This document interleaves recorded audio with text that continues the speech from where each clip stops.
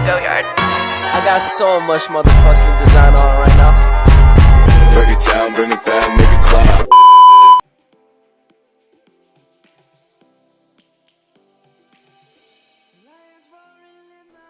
Assalamualaikum warahmatullahi wabarakatuh. Perkenalkan, nama saya Ramana Saputra dari kelas 11 IPS 3. Baiklah, saya akan menjelaskan tentang respon bangsa Indonesia terhadap kolonialisme dan imperialisme dalam bidang sosial budaya. Sebelum itu, tahu teman-teman apa itu kolonialisme dan imperialisme? Kolonialisme berasal dari bahasa Latin, yaitu kolonia, yang artinya tanah pemukiman jajahan. Kolonialisme merupakan pengembangan kekuasaan suatu negara melalui pembentukan pemukiman di luar wilayah negaranya, yang kemudian dinyatakan sebagai wilayah negara tersebut. Sedangkan imperialisme adalah saat sebuah negara melakukan politik untuk menguasai negara lain secara paksa.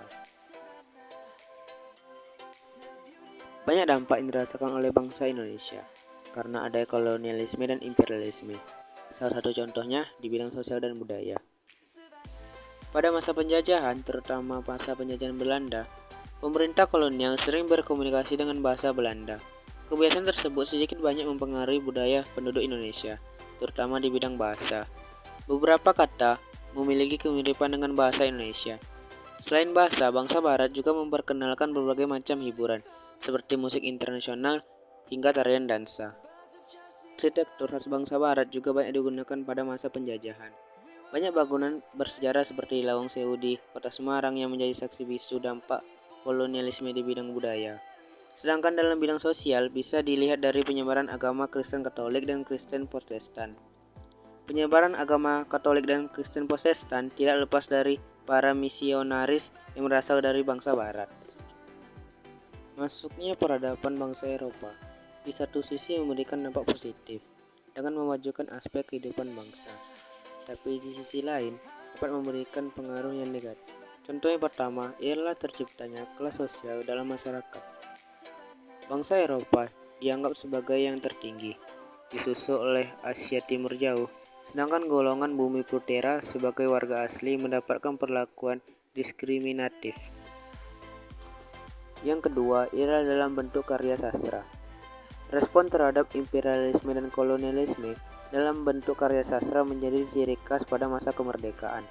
Umumnya karya sastra turut membentuk sebuah identitas nasional dengan ciri khas penulisan menggunakan bahasa Melayu yang kelak akan digunakan sebagai bahasa nasional, yaitu bahasa Indonesia.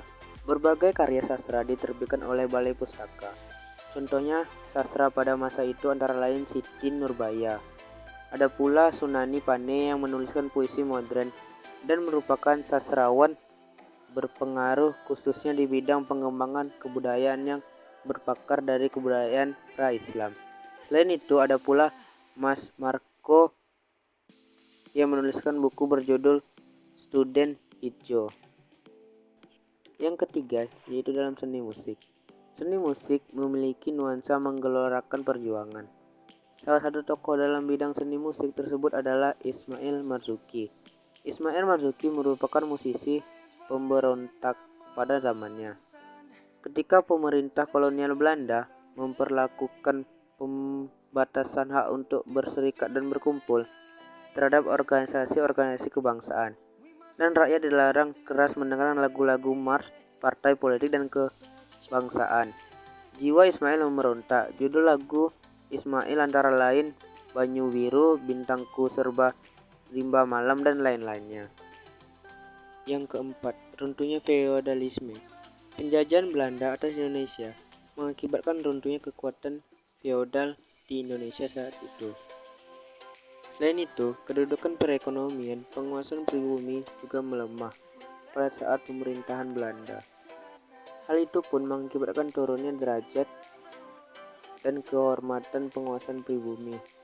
Feodalisme saat itu dikuasai oleh raja dan keluarga istana. Kedatangan Belanda otomatis runtuhkan praktik tersebut. Kedudukan raja dan keluarga istana mengalami perubahan. Mereka yang sebelumnya bangsawan kerajaan diubah statusnya menjadi aparat atau pegawai. Para bangsawan diberi status aparat atau pegawai agar bekerja membantu pemerintah kolonial Belanda. Hal itu juga berpengaruh terhadap masyarakat, karena tak harus khawatir lagi atas pengakuan dan perlakuan tidak baik dari feodal. Dan yang kelima ialah munculnya penganut Nasrani. Dampak lain dari penjajahan bangsa Belanda di Indonesia adalah semakin meluasnya penyebaran agama Kristen dan Katolik.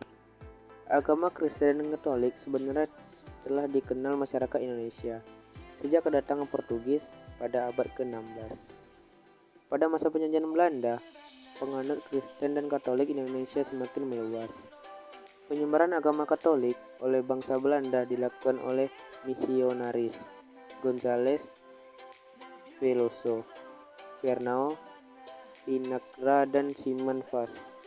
Belanda memperluas penyebaran agama Kristen Protestan di Indonesia melalui NZG pada tahun 1810-an.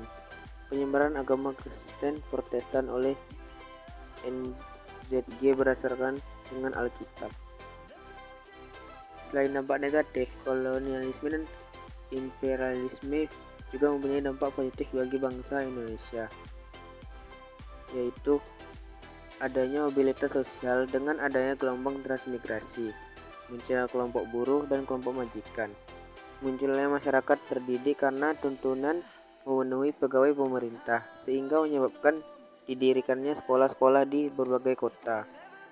Terbentuknya status sosial di mana yang tertinggi adalah Eropa, lalu Asia dan Timur, yang terakhir kaum pribumi.